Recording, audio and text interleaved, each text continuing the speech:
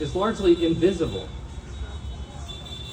You can't tell, but I'm on disability for 2 major forms of cancer and 6 other life-threatening maladies. And you can't tell from looking at me.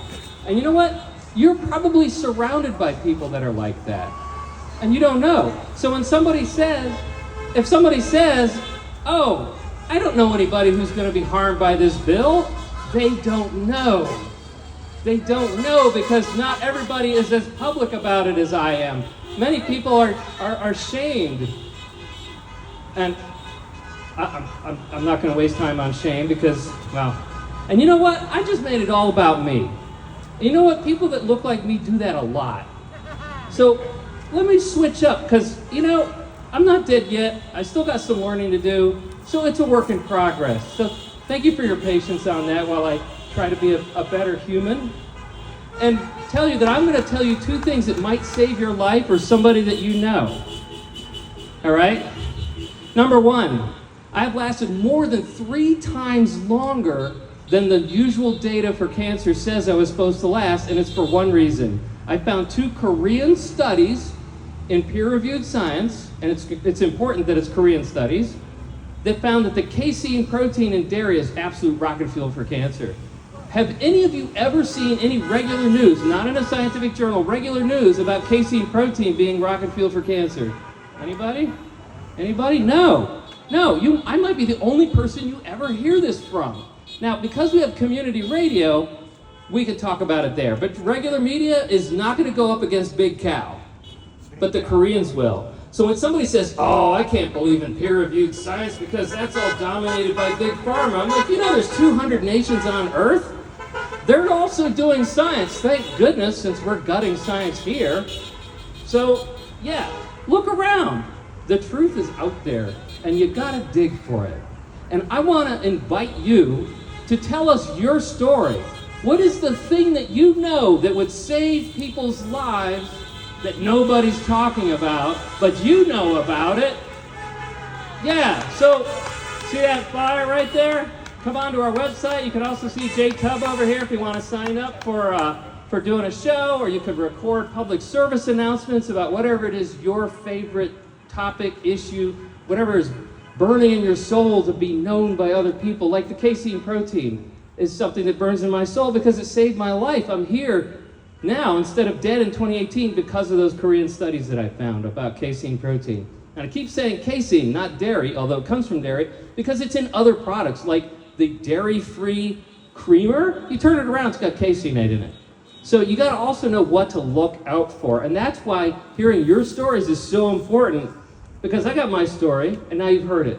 And now, eat what you want, that's your body, but now you know one more thing to know about how to work with your body to be who you want to be. And that's what community radio is all about, becoming who you want to be. That's why we call it the work. It's the work of becoming a better person. Just like I told you, I started out being a typical guy that looks like this and made it all about me. But now it's about you. It's about your stories. You've heard my story. Now we want to hear your story. And you know, once we start doing that, all of a sudden, the world of possibilities opens up. You know, the authorities want us to go, oh my God, they got all of the guns that we paid for, so I guess we're just going to have to knuckle under. Well, you know, what if there's a whole lot of other things we can do besides Rambo as an answer? Y'all ever heard of a movie called Billy Jack? Yeah.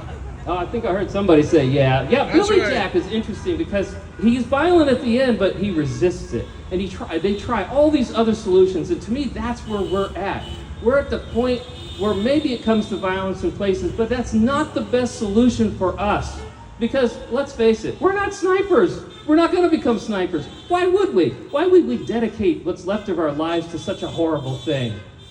We don't have to. We are creative because we have to be creative. I had to figure out casein protein. I had to figure out other supplements to extend my life because I didn't have a ton of money. And so many other people, all right, you don't have a ton of money, but you have friends, you have community resources you can connect to, like this radio station, like these speakers that have come up before you, the ACLU, right? You're rich in other ways. So instead of us getting all worried about, oh, they got all the guns and they got the secret police, I'm like, well, you know what? People are throwing glitter on them now. So when we see them somewhere and they're like, huh, You don't look like the kind of guy that would wear glitter. I think I know what you've been doing. And you know, a horrible thing, I'm going to give you a horrible statistic that just kind of demonstrates how crazy all this is that Obama actually exported more human beings. He was called deporter-in-chief. He was sending out 800 people a day. Trump is around 700 a day.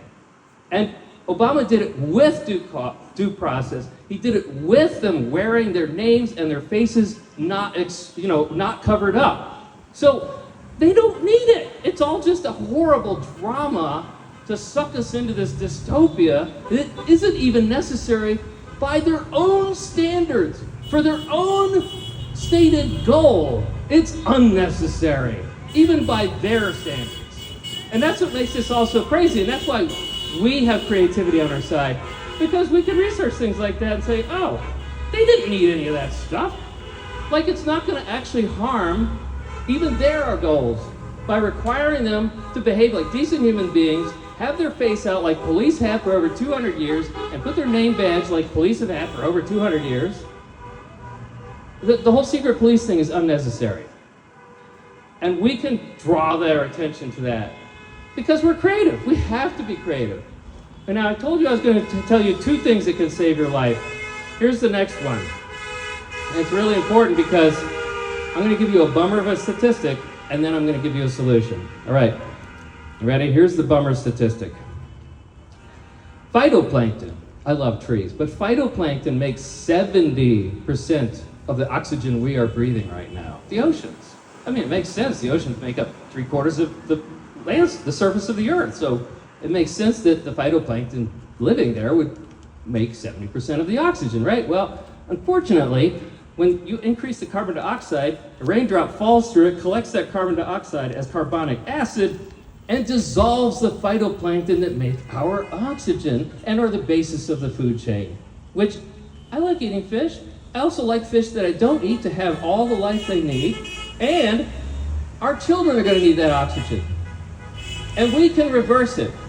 There's a simple product. It's just a common lens polishing compound called cerium oxide. It's $2 a pound. It's not even exotic. Well, Europeans have figured out if you heat it up to 1500 degrees, it will make oil from the air using the sun.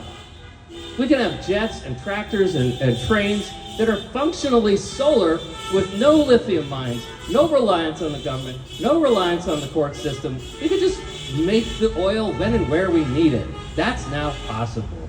And so I want to invite you to check in with Jay or me, see what you'd like to do to tell your story, and join us in saving oxygen-breathing life, including, obviously, our children. Thank you. Thank you so much.